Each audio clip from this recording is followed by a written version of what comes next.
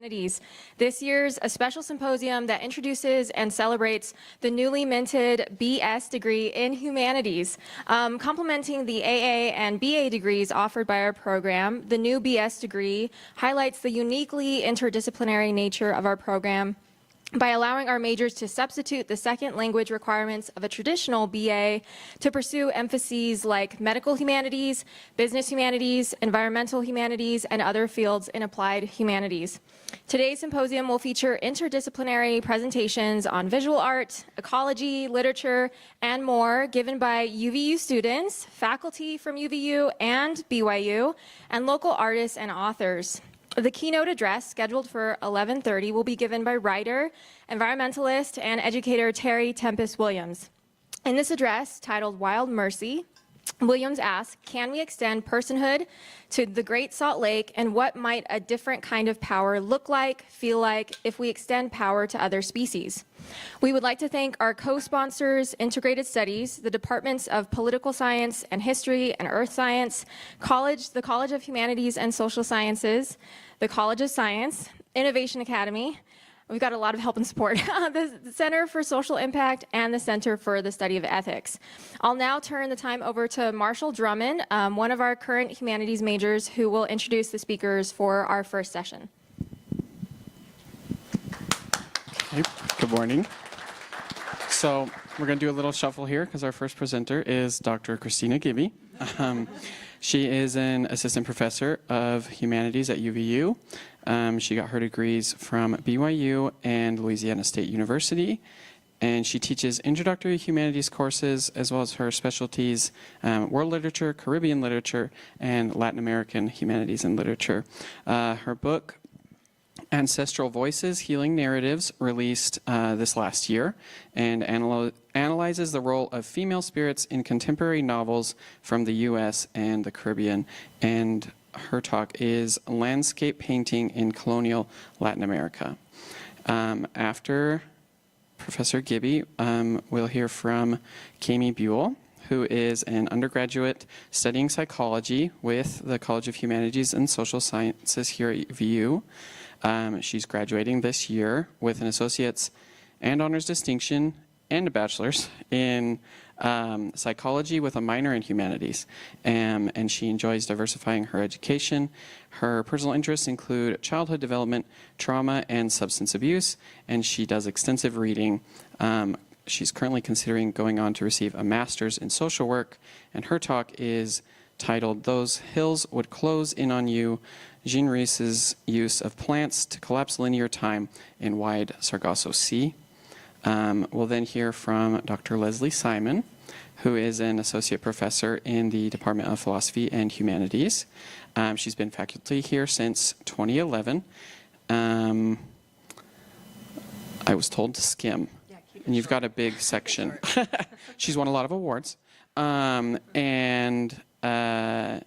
she earned her degrees from Boston University and Texas A&M, and has been published in Dickens Quarterly, Dickens Studies Annual, Studies in the Novel and 19th Century Contexts, and is currently working on a book manuscript on the heap as an image, object, and a paradox in the 19th century imagination. And her talk is Filthy Victorians. We will then hear from Brittany Wieland. She's an interdisciplinary artist from Salt Lake. She received an ASARTD. I don't know what that translates to. It's an art degree? Yeah, no, Associate's of Art. Okay, Associates of Art Design from UVU in December 2023, and is planning to continue towards her BFA. She has received multiple awards for her artwork and had her first solo exhibition in October of 2023. Her work studies illness, identity persistence, and connection. She is married and has 2 fluffy cats. And finally, for this session, we will hear from Professor Michaela Sawyer, who is an associate professor of humanities here at UVU. She received her MA in American Studies and European History from Heinrich Heine University in Dusseldorf, Germany, and her PhD in English from Washington University in St. Louis. Before she came here in 2006, She taught writing, literature, and humanities at Washington University, Boston University, and Kenyon College, and her field of specialty is American modernist literature and philosophy. She's published on Gertrude Stein, Herman Melville, William James, and Ezra Pound, and she's also interested in the intersections of literature, film, music, and the visual arts with science and philosophy. And her speech will be A World of Punctuated Equilibria. Thank you so much. Okay, so Professor Gibby. Okay, hello again. I want to begin with this quote by Lawrence Buell. He says, how we image or imagine, how we image a thing, true or false, affects our conduct toward it.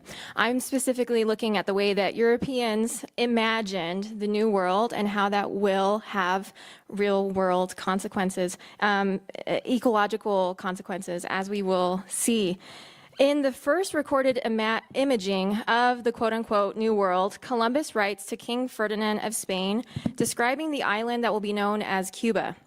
I'm not going to read through the entirety of this quote, but if you would just note the bolded points here. He describes this island as very fertile to a limitless degree, which of course cannot be true, marvelous, most beautiful, and filled with trees of 1,000 kinds that never lose their foliage. In this attempt to sell a paradisical fantasy to his investor, Columbus, as many have pointed out, mistakes diversity for fertility, an assumption that will lead to disastrous ecological consequences. Early modern Europeans' imagining of the Americas, established by Columbus, will directly impact human conduct toward it, leading to monocrop agriculture in the plantation system, deforestation, soil erosion, and aggressive mining practices. In 1545, Diego Hualpa, a native man, discovered the world's richest silver deposit at Potosi, a colonial city in the viceroyalty of Peru, the former Inca Empire, now in modern-day Bolivia. The Spanish quickly established a large-scale mining project relying on African slaves and the forced indigenous labor known as the Mita system. Potosi quickly became one of Latin America's largest and wealthiest cities, producing half of the world's silver in the first century it was active. Potosi was considered the pearl of the Andes, just as the French colony of Saint-Domingue, modern Haiti, was known as the pearl of the Antilles because of its unrivaled sugar production. And like Haiti, Potosi's ecology will suffer because of colonial enterprise. As Chris Lane explains, Potosi was a Baroque city of extremes and contradictions. Quote, "It was an environmental disaster, a cradle of technical innovation, a theater of punishment, and a hotbed of corruption and fraud.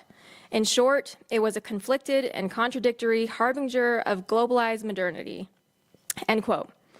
This woodcut is the first recorded image of the rich mountain of Potosi and was widely circulated in Europe, and is just one example of the Spanish-American silver mine's global recognition. It shows up in Miguel de Cervantes' Baroque novel Don Quixote, an Ottoman manuscript here, and a Chinese world map. This particular silver mine and artistic representations of it will be the focus of my presentation, but before I turn to a discussion of images of Potosi's rich mountain, I want to first establish early colonial visual representations of New World flora and vegetation and landscapes, which were crafted to capture the imagination of the European viewer, highlighting the exotic nature and magical healing properties of these strange and wonderful plants. Europeans began collecting these images, which, because of the advent of the printing press, were widely circulated.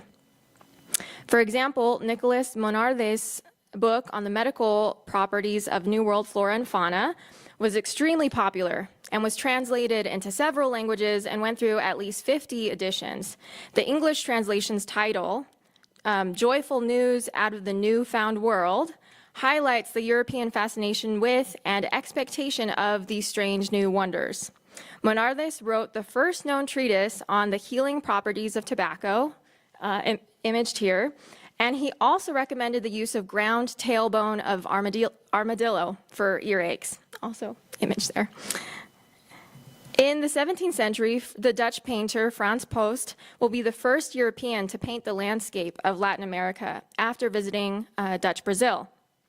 His 1650 Brazilian landscape reflects European expectations of Latin America. He has depicted this New World landscape as vast and open. It is at once exotic and pastoral. Its green rolling hills are inviting, and the native Tupi people are depicted as non-threatening and peaceful. They are small in scale, the Tupi people, and dressed in white in an area of the painting with higher value, while the lower value portion of the painting includes an iguana, which you can barely see in the bottom right-hand corner, cacti, and other exotic flora to highlight the mystery and strangeness of the New World. Post manages to sate the European appetite for information about the New World in a way that does not alienate. The landscape is at once enigmatic and welcoming to the European viewer. In 1671, another Dutch artist will create a notable landscape of the New World. But unlike Post, Jacob van Meers never set foot in the New World.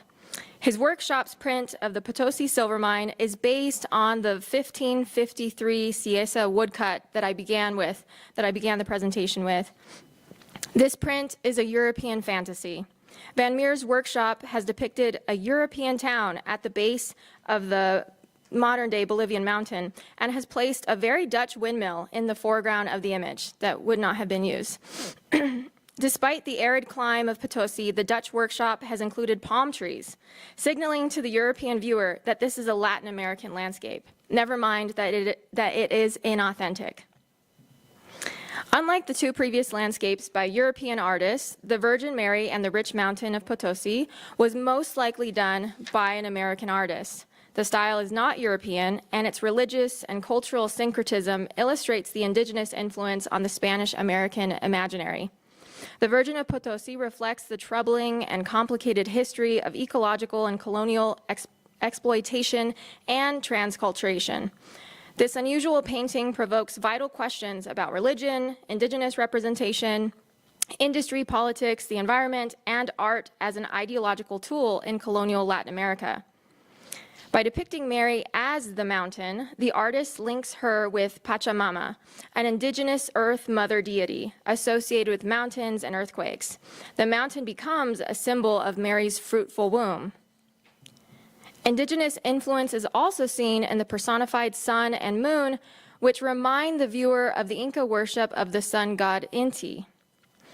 A close-up of the mountain reveals local customs, animals, and more indigenous representation, including the last Inca ruler towards the left in the gold regalia, and perhaps his heir, the shorter man next to him.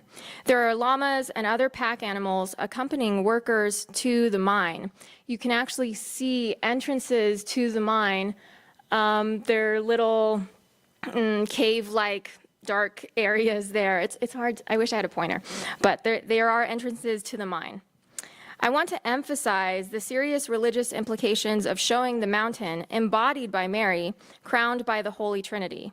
The artist argues that the mountain, the source of wealth and fame for the city, is blessed and praised by God, indicating that the colonial city is blessed and praised by God. And yet, at the time this image was painted, the Potosi silver mine was already close to exhaustion. It will see a revival after 1750, but will never return to its quote-unquote glory days. Despite the beauty and glory of this religious landscape, the image, there were several environmental consequences to the mining of Potosi's rich mountain, including, to quote Lane again, deforestation, fouling of streams, waste mismanagement, and pollution with mercury, lead, zinc, and other toxic metals and chemical byproducts. To this day, these consequences are evident in the city's air, water, and soil. The history of Potosi and the artistic depictions of its rich mountain starkly illustrate Buell's argument that the way we imagine a thing affects our treatment of it. Unfortunately, in the case of Potosi, this will lead to exploitation of both the landscape and people, justified by religion and colonial politics. Thank you.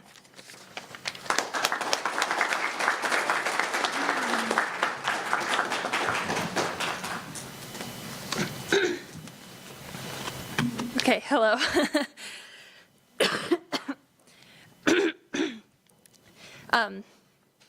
Sorry.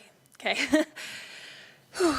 Many Caribbean texts seem to refer to the land as woman and compare a woman's body to land. This form of comparison is seen repeatedly in Wide Sargasso Sea as the husband, who is never explicitly named, but as an audience of Jane Eyre, we would name Rochester, claims that everything is too much in the tropic landscape his wife belongs to. The husband sees both the land and his wife as too much, and yet he will stay long enough with both his wife and the land to change them. However, the details of which plants Riz chooses to include in this narrative have deep consequence in Antoinette's story, long before Rochester is crushing petals in his hands. I argue that Riz's use of plants foreshadows what will happen to Antoinette long before the plot will show it to us, and this matters because Antoinette's story does not obey a linear sense of time. The use of plants in Wide Sargasso Sea collapses linear time, allowing Antoinette's story to exist in cycles, as plants often do. Antoinette's mother's garden contains the Tree of Life. In a subversion of Eurocentric rational expectations, the Tree of Life had gone wild, and a smell of dead flowers mixed with the fresh living smell. This unexpected twist to the Tree of Life demonstrates the upcoming collapse of linear time. The Tree of Life, existing with both wild overgrowth and a smell of death, is living in multiple times at once, in both thriving capacity and death. As Antoinette's mother withdraws from her daughter's life, Antoinette finds connection within this wild garden. Antoinette herself becomes comparable to the orchids contained there within, as both are abandoned by their common caretaker and have the chance to wildly grow out of neglect. The smell of death permeating the air hints at Antoinette's upcoming first death. There are always two deaths, the real one and the one people know about, is a quote from the book. Jane Eyre being the death that we, the people, know about, Wide Sargasso Sea becomes an exploration into Antoinette's first death, forcing us to question when it takes place. Orchids should not be put in direct sunlight and should never be repotted when in bloom. Antoinette tends to come alive in the night. She even says she belongs to the darkness.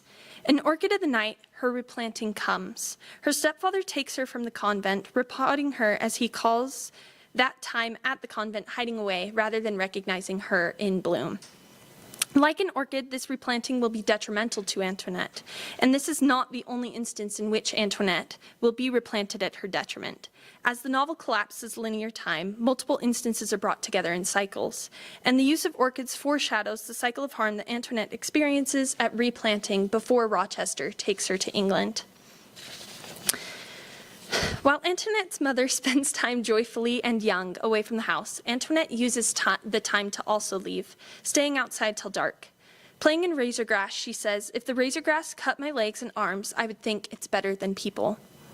Research into razor grass is inconsistent at best. There's so many Sclera secans articles, which is the unofficial Latin term for the species, yet those articles give so little information. With only one reported observation, a collective identifying plants by pictures PlantNet nearly implied that in the southern hemisphere, razorgrass doesn't flower, although it does in the northern hemisphere, simply due to the lack of information. It is used as a medicine and has social uses is the most elaborate description I saw of the term, written up by the Kew Royal Observation Society. Sorry, I just lost the page. Okay. There are so many other names that come up as results for razorgrass that it's hard to know what the label razorgrass is even referring to in a general search. Finally, there are the classic rumors of a folk remedy, lore implying that it can be used to repair hair loss. This might seem to be irrelevant information to the novel, and yet Riz chose to label razorgrass explicitly and connect it to people in Antoinette's life. A single moment contains all of this in a novel that collapses linear time. The knowledge that exists within Antoinette's relationships and her understanding of her people is inconsistent at best. We see Antoinette's mother so many times in the novel and yet truly know so little about her because of the distance she places herself away from her daughter. We watch as she emotionally cuts into Antoinette, and ultimately, we know flowering or even her death. Her mother imitates our limited understanding of razorgrass in her own life in this limited space. Although Antoinette describes London as a cold, dark dream, she imagines England as a place that she could flower, based on information she has gleaned from a book, because she wants to appeal to her husband still, even if it means holding on to a dream.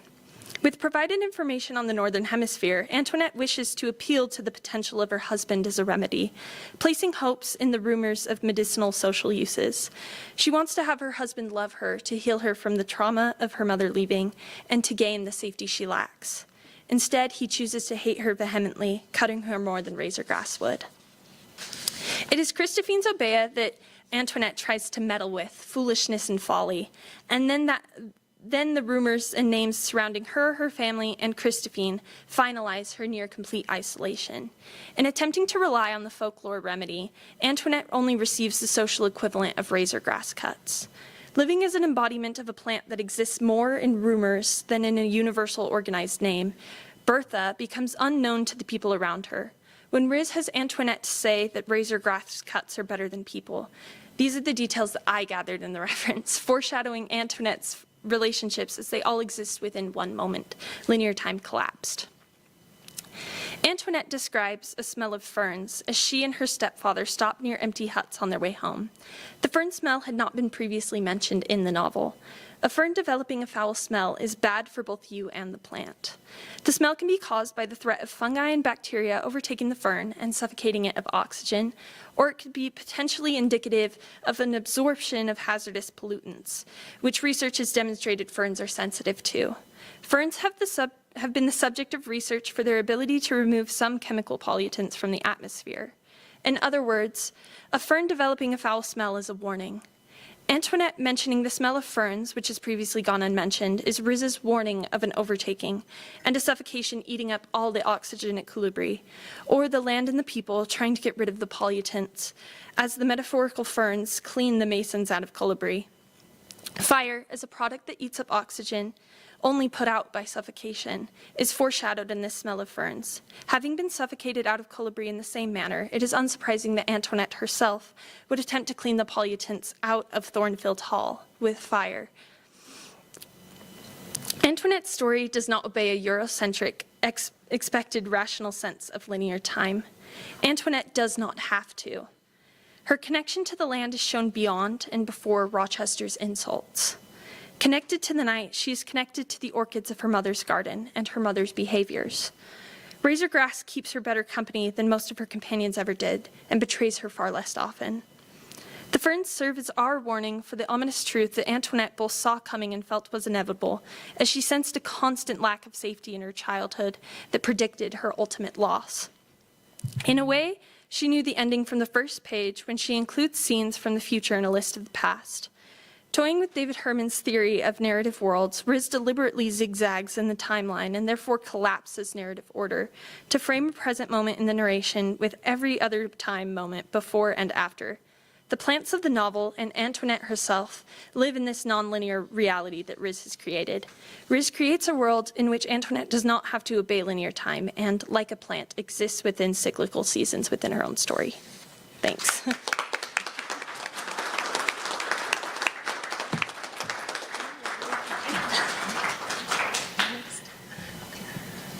Give me 1 second just to switch out computers. Christina, do you mind grabbing? Just grab Michaela's laptop. Thank you. Okay, here you go. Thank you. Okay.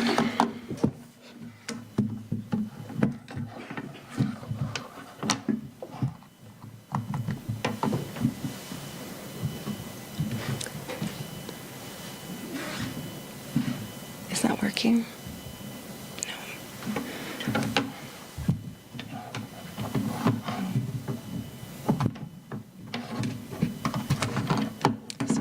Give me 1 second. Okay, what's that? It's just slow? Oh, okay. So just give it a second. Okay.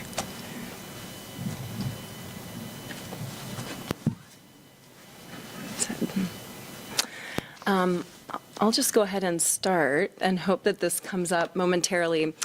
So our Our symposium today is on the environmental humanities, and I'm one of the faculty members within the humanities program. And so, of course, the imperative here is to talk about the environment and the ways in which our research overlaps with it. But mine doesn't much, actually. I don't write that much about the environment. I'm a Victorianist. I'm interested in the Victorian novel, and so I am interested in atmosphere and the way in which atmosphere is created in the novel. And so I'm just going to show you the one, I think, small way in which my work overlaps with environmental concerns. I teach a class on this subject, so some of you, Kathy, did you take this class? I don't remember. I don't think so. Marshall maybe will this summer, so just pretend like you haven't heard any of this, so it's all brand new in June.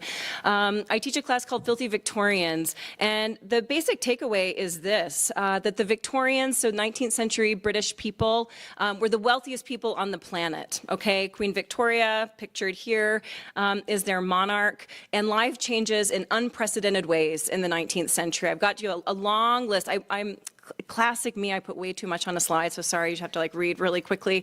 But basically what's happening is urbanization, everybody's moving out of the country and into town, tons of legal reforms, social mores are shifting because they have to, because again, everybody's moving into town, moving on top of each other, human labor taken up more and more by machines, so industrialization, the rise of the middle class, who's going to be the new ruling class over this urban industrial empire. And of course, it is an empire, the Victorians, right? They were the most powerful empire on the planet at the time. And so here's just a quick look at what industrialization was doing. 1775 is when James Watt invents steam power, and that's just going to change everything. It changes the whole world and the way we live today. And you can see I've got a really quick little list there of some of the major innovations that are affected by or, sort of motivated by the invention of steam power. So fast railways, iron ships, looms, printing press, telegraph. So, right, the fact that you've got a little mini computer in your pocket right now probably is owing to the inception here of the telegraph in 1840. So lots and lots and lots is changing very quickly. Here's a map that I like to show of urbanization, and just so you can see the way in which the world is changing and the way we live is changing.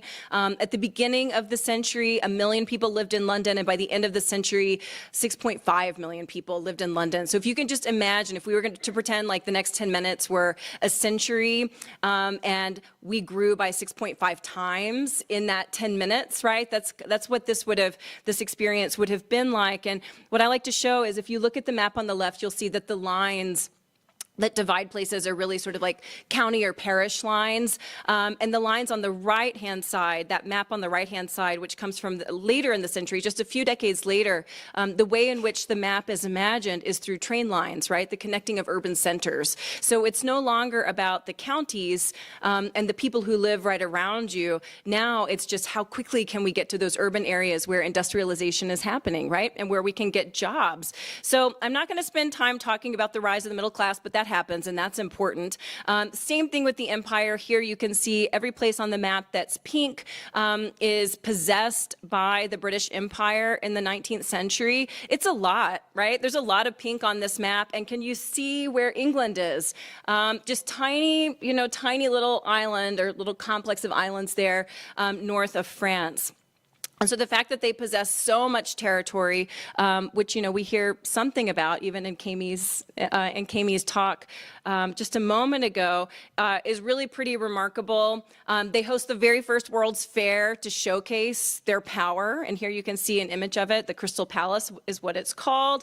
In any case, what I'm trying to get across is that these people were a powerhouse, right? Again, the wealthiest people on the planet. And John Ruskin, who was the greatest art critic of the age, said this about the Victorians, about his own people, his own generation. Therefore, when we build, let us think that we build forever. Let it not be for present delight, nor for present use alone. Let it be such work as our descendants will thank us for. See, this our fathers did for us. That comes from 1849. Well, not too long later, just a few decades later, he writes this about his same home, right? About London. and the place where he lives.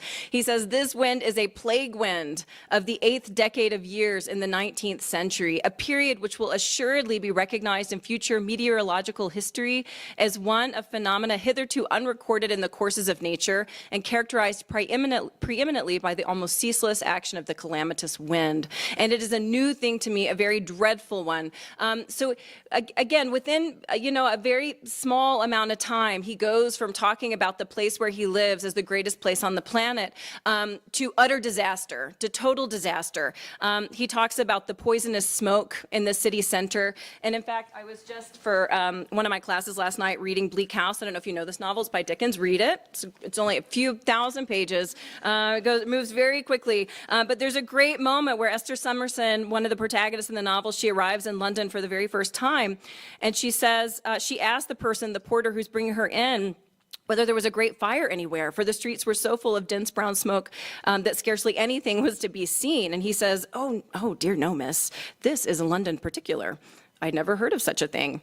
A fog, miss, said the young gentleman. Oh, indeed. And then she talks all about, how dark, how foreboding the place is, although she's just sort of like eternally optimistic. So she's like, well, it'll be fine. It'll be fine.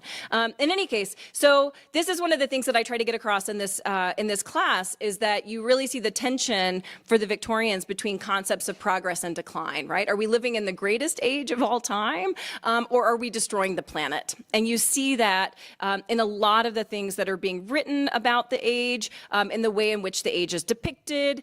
You see with urbanization, which of course is glorious in so many ways, again, showcasing the wealth and the industrial progress of the people. You also see the building of slums, or I guess slums really just kind of sort of arise right around the factories in the major cities in England. The middle classes move out into the suburbs, right? They're the ones who own the factories, but they don't want to live right next to the factories. And so they move out into the suburbs and sort of just leave those areas right around the factories to fend for themselves. Sanitation was a real problem. Here you see Dr. Faraday giving his card to Father Timms because it smells so bad in the city, right? And because the river was the place where all of the sewage for the city got dumped daily, right? The Victorians, they didn't have a great plan until the middle of the century for what to do with their sewage, and so they just dumped it into the Thames, hoping, of course, that the river would carry it out into the ocean, and it would for a few hours, and then I don't know how tides work, but let's say low tide. Low tide brings it right back in and washes it up on the shore of the city. They had one summer that they called the Great Stink of 1858. It was so smelly that everybody who could afford to leave just left. And people, when the men in Parliament came to Parliament for the summer to pass legislation, they actually hung curtains drenched in chloride at the windows to try to soak up some of the smell. Of course, you have public health crises owing to these terrible conditions. Here you'll see I've marked out there were 6 epidemics of cholera. We've just lived through an epidemic. It changed our lives. I mean, it changed my life. I'm assuming it changed everybody's life. And so to imagine that the Victorians were just sort of living constantly through epidemic-sized crises, health crises like this.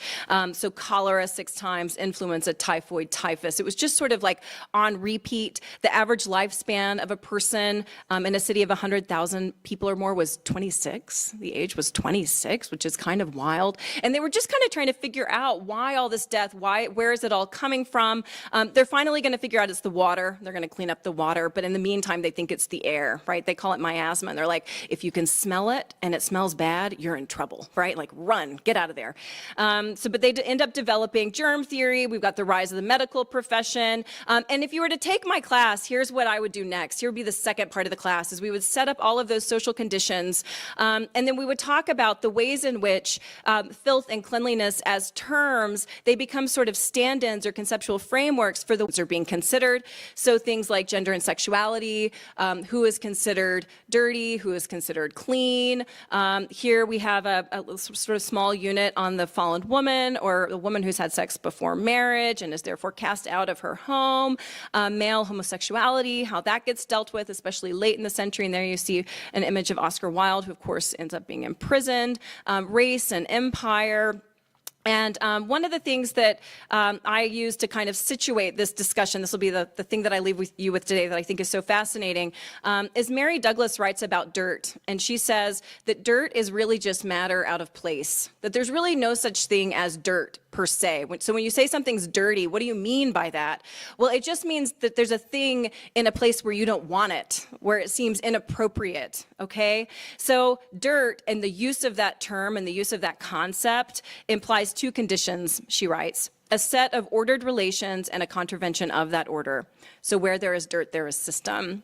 So that's what we sort of dig into in this class. What are the systems that the use of dirt as an image, as a concept, et cetera, what are the systems that is sort of unveiling and unpacking for us? She says dirt involves rejecting inappropriate elements of the system, a cipher for more obviously symbolic systems of purity. Dirt defends against order. I'll leave you there today. Thanks so much. Thank you.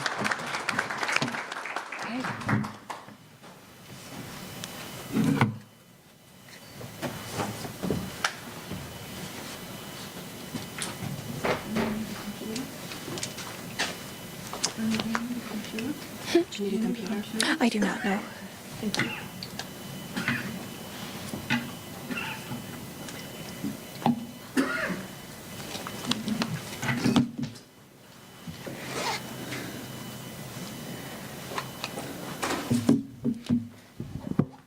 Hello, my name is Brittany Wieland. I'm currently pursuing, thank you, my bachelor's of fine arts and studio practice with a minor in philosophy.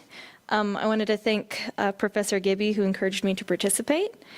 So my work, my artwork, my general artwork revolves around change through time, human connections, and universal systems. That piece over there focuses on the color changes that have happened to the Utah valleys and Salt Lake valleys over the last 100 years. I'm being informed by a Depression era and post-Depression era artists like LeConte Stewart, Paul Salisbury, who's a student of Stewart, and my grandmother, Cheryl Stewart Watkins, who's a student of Salisbury. So I'm really coming from a long line of influence down the Utah line as long as people have been painting in Utah. And that's how long my family's been too, as long as colonizers have been in Utah, I should say. My work, so Utah art, which is defined by paintings of barns and landscapes and mountains, there's old trucks, old houses. Those are deeply concerned with nostalgia and what was. During this particular last 100 years, the Utah Valley has really been swallowed by concrete and the freeway. My grandma she's told me a story before. When she was young and still dating my grandfather, they used to go out to the fields in Springville, and the lake would flood in, and it would leave all of these fish, and then they would go out and grab all the fish. And when I-15 was built, the flooding stopped. So it's really acted as a barrier to the land.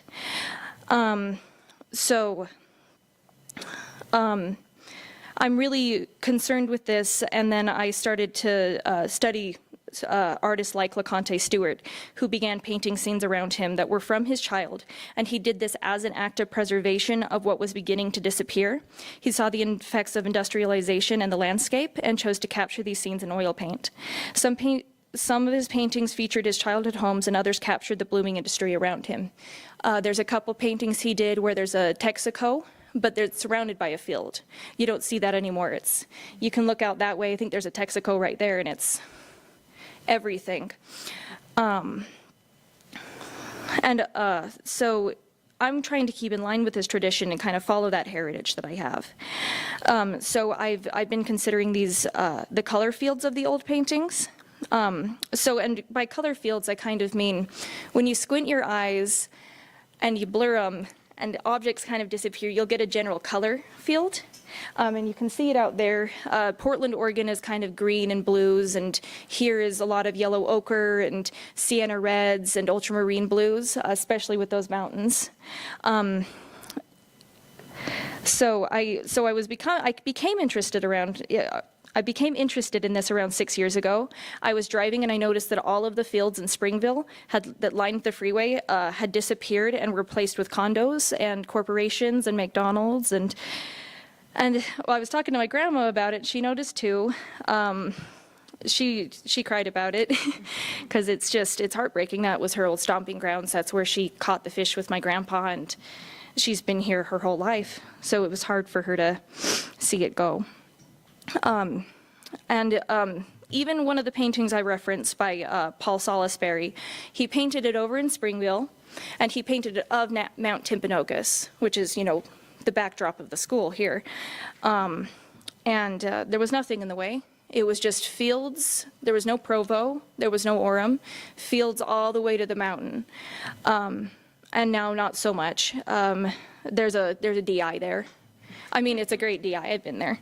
But, and then more so, corporations have put their branded colors on everything. If you look outside, you'll see bits of red. You can see the blue Walmart sign that's neon blue.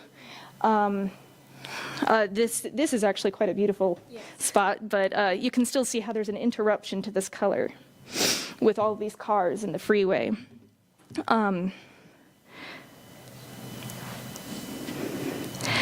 So with these paintings, I decided to focus on 3 separate locations. So I chose 3 paintings, one Mount Timpanogos by Paul Salisbury, and that focuses on here in Utah Valley. And I contrasted that with a current picture of Mount Timpanogos from Springville that I took and was able to pull apart the color fields and order those colors by visual frequency. And then I put them on these rulers, and what these rulers do is they kind of act as a sense of time and of distance between, getting ahead of myself, hold on.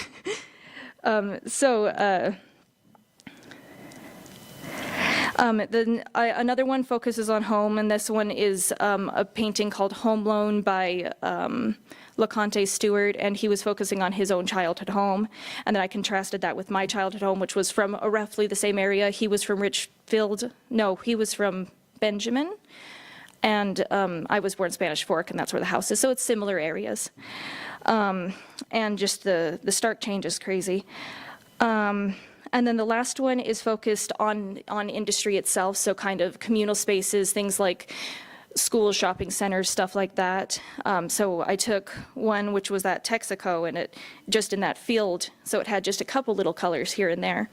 And then comparing it today, and there's a lot more bright colors, but a lot less diversity of color now.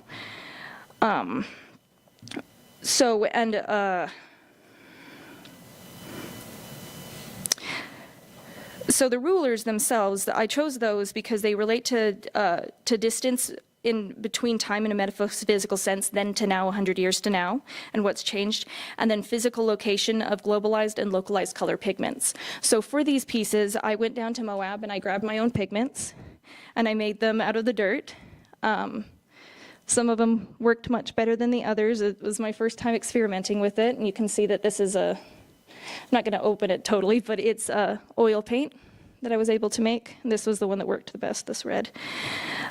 So I made these in order to kind of tie them to the earth, tie them to Utah, because it's very important that they are tied to Utah, not just, a Lowe's stick and then everything is from another place. Nothing's from Utah when I'm talking about Utah. What makes these pigments is iron, and that's what's really striking about Moab, is that when you mix iron with limestones and silts and clays, you get an array of colors, and depending on how much they've rusted too, obviously this is the most rusted. It's almost unbelievable, and you can see these pigments in these old Utah paintings because they were making their own pigments because it was before they were able to get these globalized paints and pigments. I mean, they existed, it was just not accessible to Utah yet back then. So these are those dominant colors you'll see in their paintings. I don't know what they did about blue, but they were able to get blue. So, And then I did use some pigments that were imported and pre-made, and those are kind of to represent these changes in the color field that have happened with, these big Denny signs and big golden arches. They really dominate the landscape, and when you're in it and not this high up, all you see is the buildings. They're blocking the mountains at this point. So overall, I did these paintings as an extension of my thoughts surrounding the Utah painting tradition and trying to keep in line with that. And then a change that has happened through time and that nostalgia factor. And I'm not trying to pass a judgment on Utah or anything. This is more of an observation. There are upsides to globalized trade. We have way more access to food. Medications are easier to come by. And even paints that usually come from France they have a more stabilized drying time, and it's made painting more accessible to everyone. And I think it's kind of led to a little bit of a burst of a modern day renaissance here, to have that access to art supplies and have that access to globalized products. There is environmental issues with it that we need to figure out how to deal with. But in the meantime, we can start smaller. We can try to fix the color fields a little bit, because they're getting dominated. They're getting dominated, overtaken, and the Utah color fields themselves are kind of disappearing. I wanted to go over to my paintings really quick to kind of discuss them a little bit further. So these top ones here, these ones are the paintings that I pulled color from that were done 100 years ago. And you can see that there's a larger diversity of color. It's a lot more natural. I was able to use a lot more of that natural pigmentation that I made. I mean, even when we get to the town, you can see that there's just not a lot of color. It's just, there's a lot of diversity of color, but it's not bright. Here too. And then when we get down here, you can see how we've got these natural colors that are still Utah colors, but they're so small, and then it's just taken. And then we've got these spots of deep red and yellows, and the blues have gotten more vibrant. So we're really losing a lot of that natural environment, that natural look. Yeah. So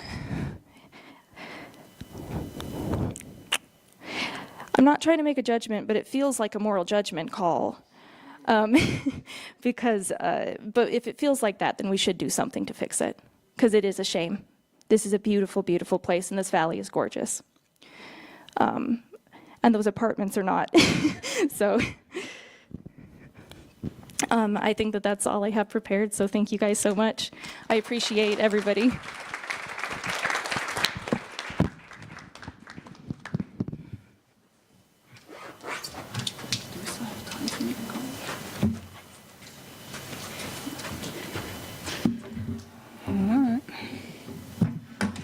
Do this backward.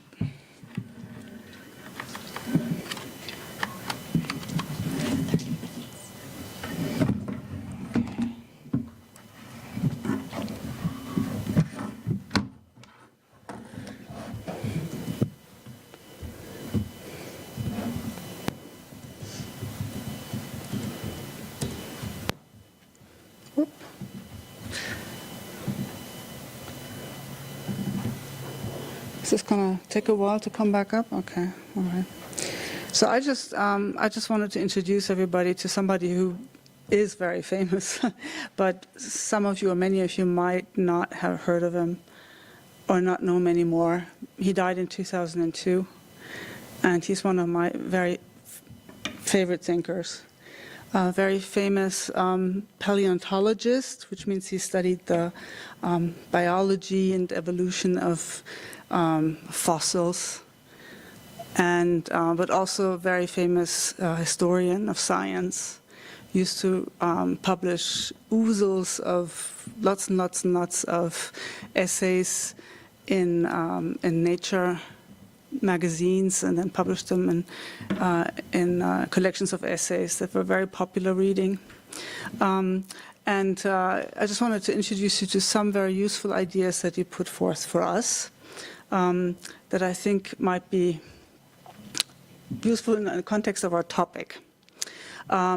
Because, for one thing, play from the start,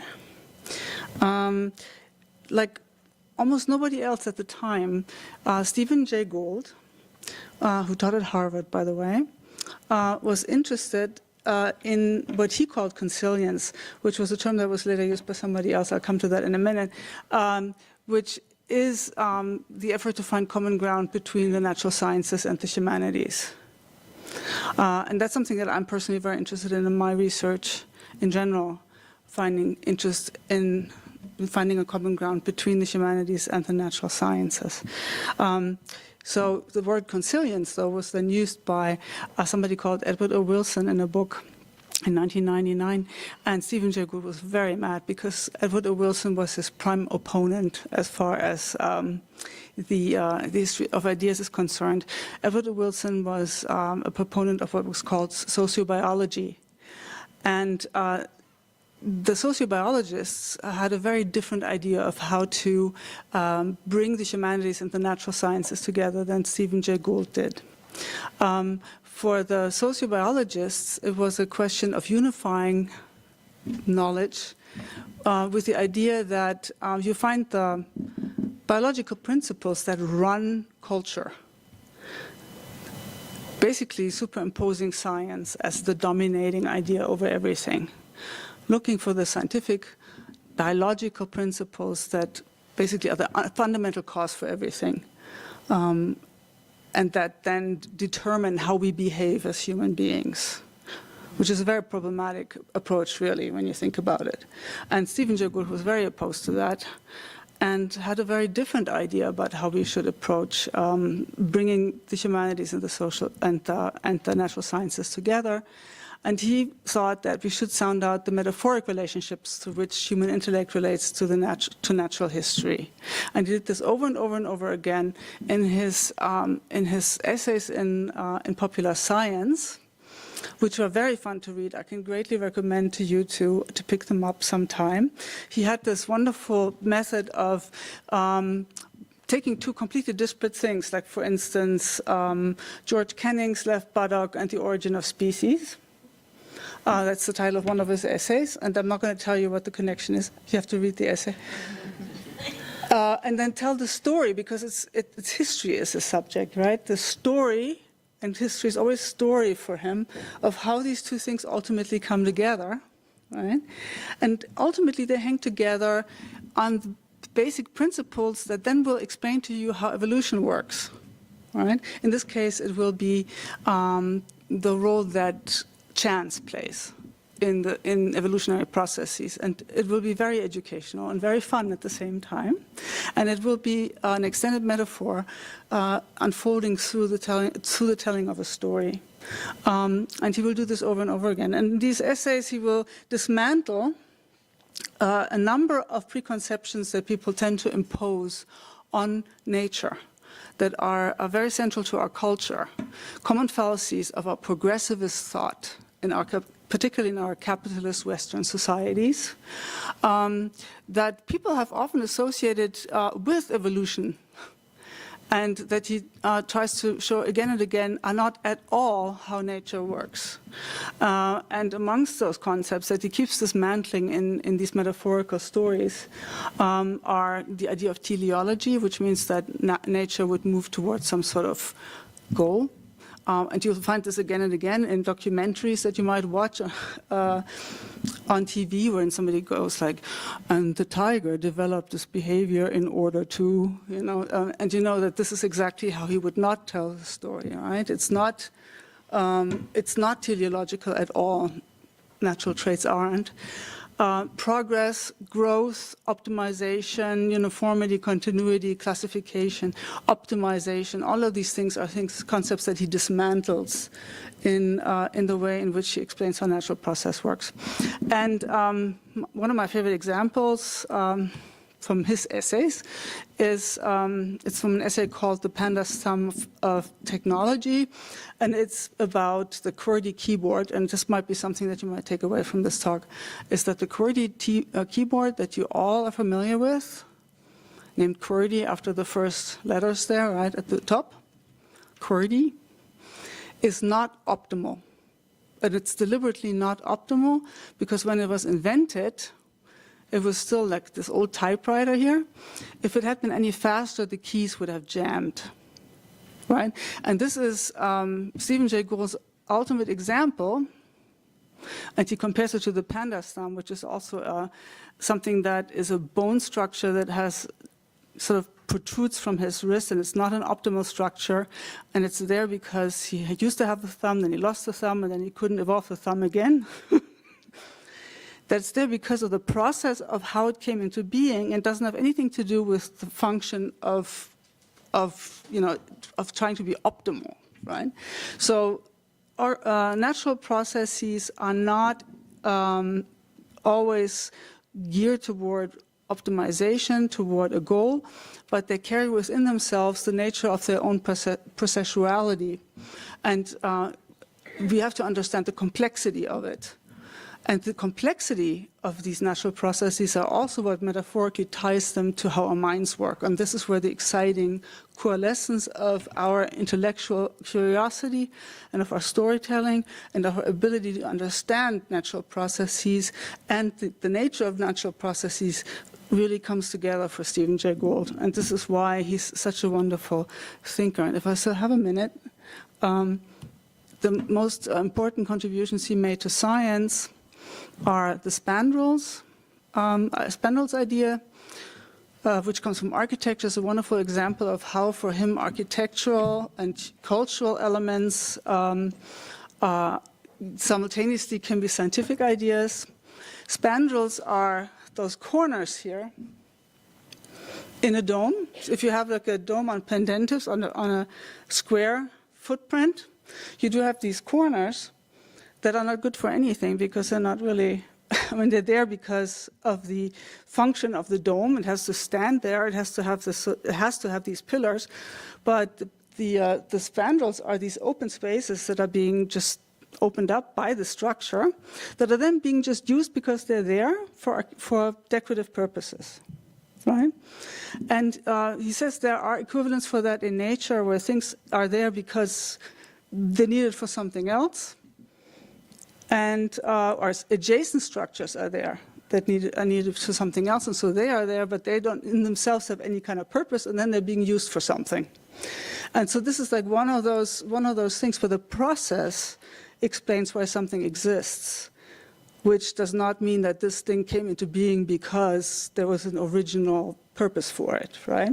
So this is a very interesting idea. And the other one is that of punctuated equilibria, which is very important, by which he demonstrated that there is no such thing as gradual, continual change in the fossil record and in the evolutionary process, but that species stay the same for a very long time, and then all of a sudden, due to geographical changes, they all of a sudden branch off, and then you've got a new species, which has huge implications on how do you interpret evolution, because it doesn't mean, that individuals are selected, that individual traits are selected, that you're successful, on this micro level, but that it is communities, macrostructures, long-term changes, and processes that are being selected in a very, very macro kind of way.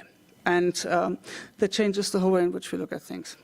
So The Structure of Evolutionary Theory, his final book, in 2002, right when he was dying of cancer, is not a bestseller.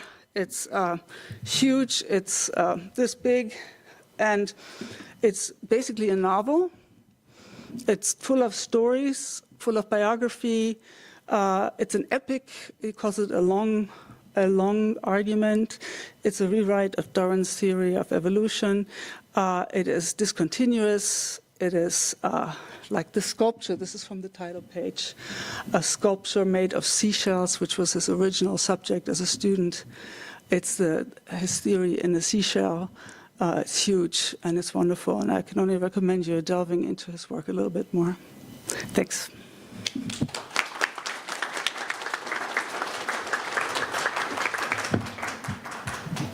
Okay, thank you to everybody on the panel.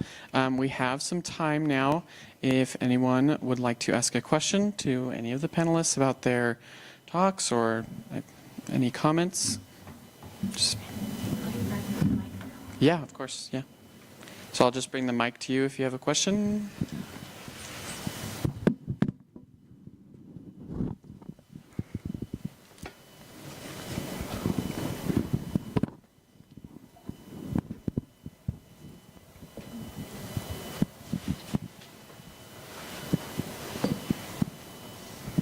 Brittany, I'd just like to know, how intensive is the process to make your own paint from scratch, basically? Like, what does that entail? A lot. So you need to go to a place where you can get the pigments, and I chose Moab because I think it's the most accessible place to get from here. And also just, you don't have to go very deep to find them. So next, you bring your bag of rocks home, and I was lucky that I get to use sand for most of them, though this is the only one I had to grind a rock down for, the yellow ochre. So you put that in water, and then you let it all set. You kind of mix it up, you let it all settle, and then the pigment rises to the top, so you give it a little swish, and then you can pour the pigment in the pigmented water away from the dirt and silt. And then you allow that to dry and crack, and once it's cracked, you're good to use it because it's dry enough. And then you bind it. I did both a watercolor and an oil paint, and that's really intensive because you got to sit there for like an hour molding that pigment into the oil or the linseed oil or the gum arabic, and you have to just mold it on this glass. So it's a glass molar and it's a glass panel, and you just do that for like 2 hours, and then you got to put it into something. So it's pretty intensive. It took a good couple hours to make that once I got the pigment processed. So yeah, it was intensive, but it was worth it, well worth it. So if you find yourself in Moab, get yourself some pigment. You're good to grab pigments. I read about it, as long as it's for personal use. You can't be selling it though. So yeah, thank you.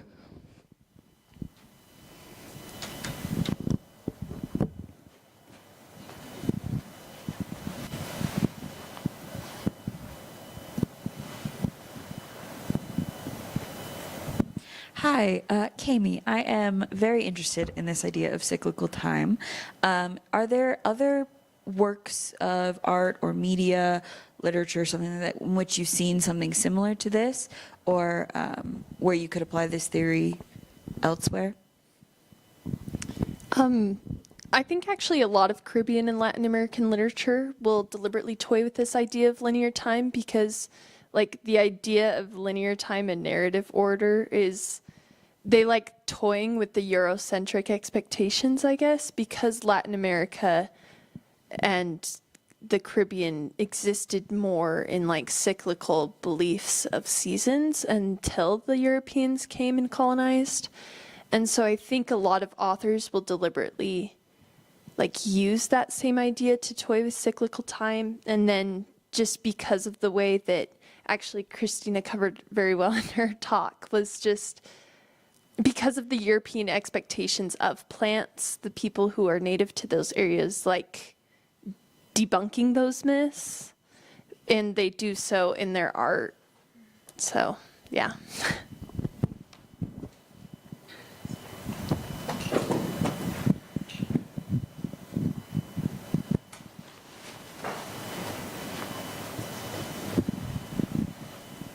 Hello. I loved all the talks, but one that I want to talk about specifically is Christina Gibby's talk, because the way of like how we frame a natural resource as like something that we own versus something that like we exist with and exist in community with is something that's been really interesting to me recently, especially with the Great Salt Lake that I've been very involved with. And so my kind of question is like, in what ways have you seen art that like promotes the idea of us living in community with nature rather than using nature as like an expendable resource, or like a promised land type thing? Or like, in what ways can we create art that like supports the idea of like reciprocity, I guess? I'll take this one. Thank you.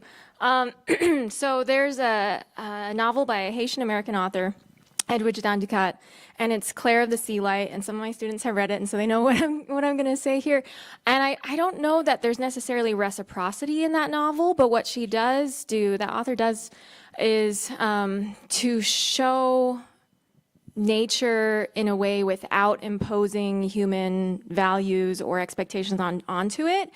And nature is ambivalent, and especially the sea, where she describes the sea. The opening page is about a fisherman who is killed at sea. He's lost at sea, and there's a freak wave that takes over his boat. And so we see the destructive nature of the sea, but then also the sea is a place for one of the characters where she feels close to her mother who passed while giving birth to her. So the sea is also a kind of maternal and warm embrace for that character. And so in seeing that ambivalence of nature, we can see, okay, so nature is just its own thing, and it's not something that we ought to personify or to put our own values and expectations onto it. You know, it didn't really make sense to point it out during my presentation, but there was a beautiful image of the passion flower, passion fruit, and I just wanted to point out that with that fruit, there were monks and European monks in South America that named it the passion flower because they saw this, they imposed this Christian idea of the crown of thorns of Christ onto the flower, and so that's why they called it the passion flower. But that has nothing to do with the flower itself. So that's an example of what you were talking about, imposing, and especially a European Christianized view onto the nature, onto a specific flower, when that has nothing to do with it. So thank you for that question. I think that's great.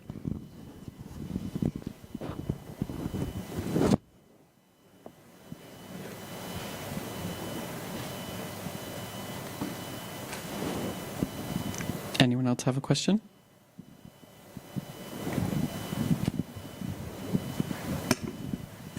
Ms. Shayla, I was really interested in your presentation about Gould, and I want to read so much more of him. I've been trying to formulate a question. I guess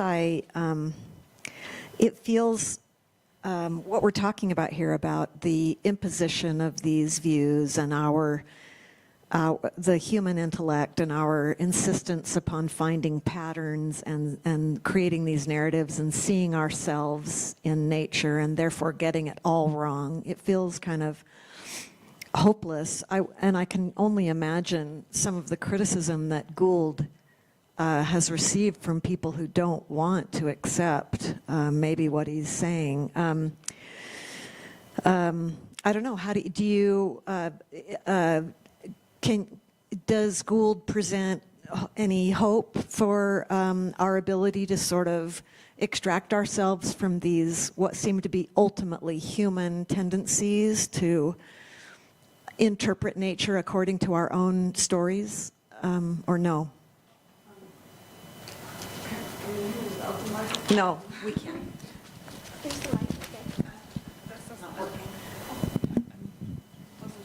This is on or not. So I mean, obviously, because otherwise he wouldn't have been writing so much, right? I mean, he wrote endless amounts in popular science, and he didn't want to dumb it down.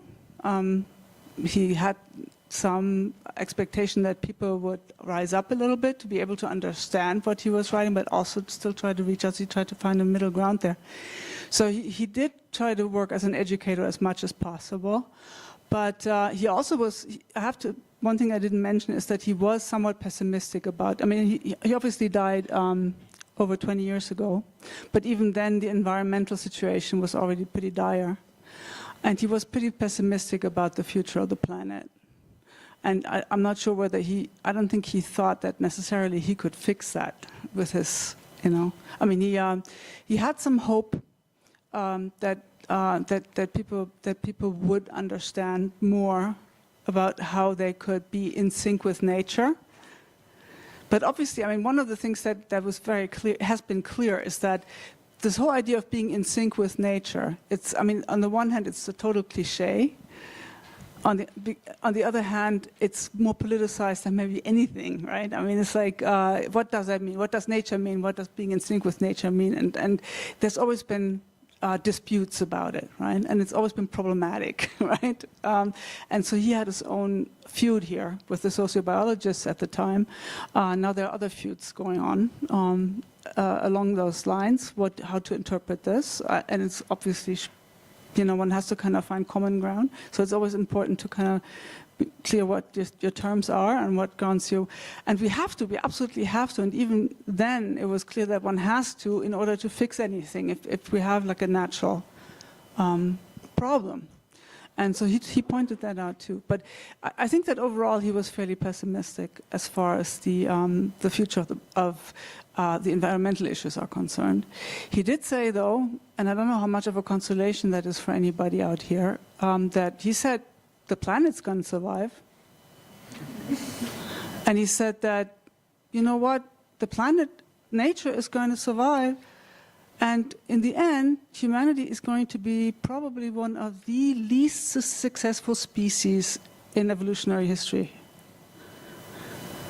Which is, you know, if we perish in the time frame that we're looking at right now. On an evolutionary scale, we will have existed for such a short period of time. We will have been phenomenally unsuccessful compared to the lifespan of most species. And that's something that you'd have to think about for a little while, right? So yes, he was pessimistic. He was also hopeful. I mean, that's I think the long answer to that.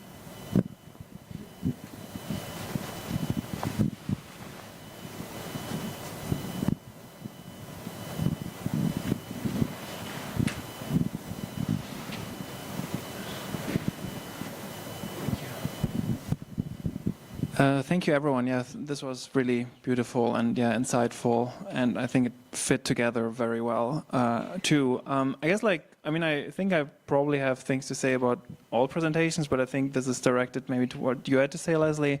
And I think it's specifically about when you kind of talked about, right, that kind of tension between, on the one hand, right, the Victorians were like, this is great, right, like progress, but then also, right, like the demise of nature, right? And of course, in some ways, it seems that is still going on today, right? That kind of mix of like the triumph of technology and the demise of nature, right? And I guess I have two questions. So one is, do you think that there are important ways in which the Victorians were also different, right? It sounds familiar, but is there also kind of a way in which it isn't quite, you know, like the tension is kind of is instantiated, I guess, differently than today? And maybe relatedly, I'm thinking about, right, is there already a way in which these concerns, right, with filth and health, in which that is a kind of proto-environmentalism, right? And I think in the history of environmentalism, usually I think the story in the US is always told that it all started kind of with wild, right, landscapes, and then I think it was later through literature and movements of environmental justice that people pointed back to urban spaces, often marginalized groups, right, who already were concerned with some of these issues in a more urban, less privileged setting, and I'm wondering whether there's anything like that there, right? For example, in London or anything like that. Yeah, thanks, Thomas.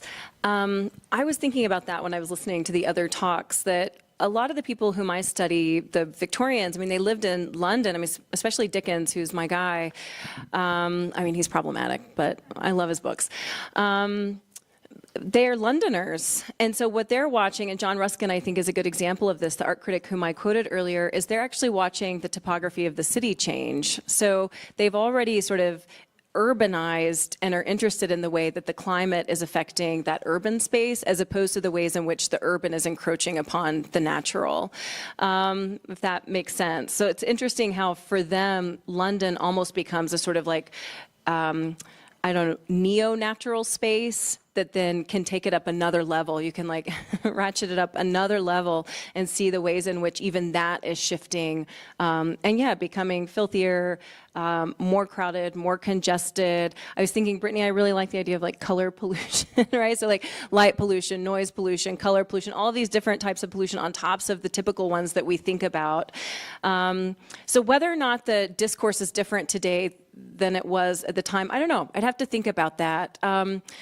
I do think that was one of the main points I wanted to get across, though, is that the Victorians, who really kind of, they're the innovators of many of the problems that we're talking about today, they were already worried about it, and they were already upset about it in that moment. And I think that that's important to note, that it's not just that we're generations who come later and who say, oh, you know, those early industrialists, what were they thinking? They were already raising questions. I mean, even in their very novels, right? They're celebrating and they're afraid. And you see movements like the arts and crafts movement in the 1870s, 1880s, where you see artists who are like, we need to stop making art, we need to stop making like the goods that populate our lives with factory labor. Why don't we go back to the basics? Why don't we, I mean, we see this in our own lives, right? Back to farmers markets and the use of artisanal thing, whatever, you know, whatever that means, right? The sort of the rise of these types of rhetorics. And you see the Victorians, they're already doing that kind of thing. They're already like, what have we made? So for me, it always goes back to the Frankenstein myth, which some of you have heard me say multiple times. And I think that the Victorians feel that all the way through the century. Like, what is this thing that we have created and unleashed upon the world? And is it good or is it bad? So in any case, I don't know if that answers your question. I don't know if it's different or not. I'd have to really think about that. But I do think that just one like tiny anecdote. When I read through that Ruskin where he's like looking around his city, and he's like, man, this has changed. I think about my dad, who for 40 years has walked the same walking path in my tiny town in East Texas, where I grew up, 40 years, 8 miles every single day, right? And so he notices the distinctions. He notices the difference. And he will say, wow, the air is different.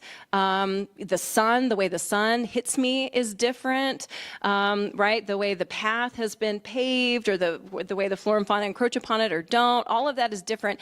And I think about that in terms of John Ruskin, that he's doing the same thing. He's like, man, I've lived in this city for decades, and I can really remark the differences, even in urban spaces, how those are shifted and becoming less and less accommodating to natural life, including the very human life that has created it. And that's really interesting to me. And so, yeah, they're thinking about the environment in terms of the city, I'd say, as much as they are. It's not like the transcendentalists in America, and we're like imagining Walden, like Thoreau at Walden or whatever else.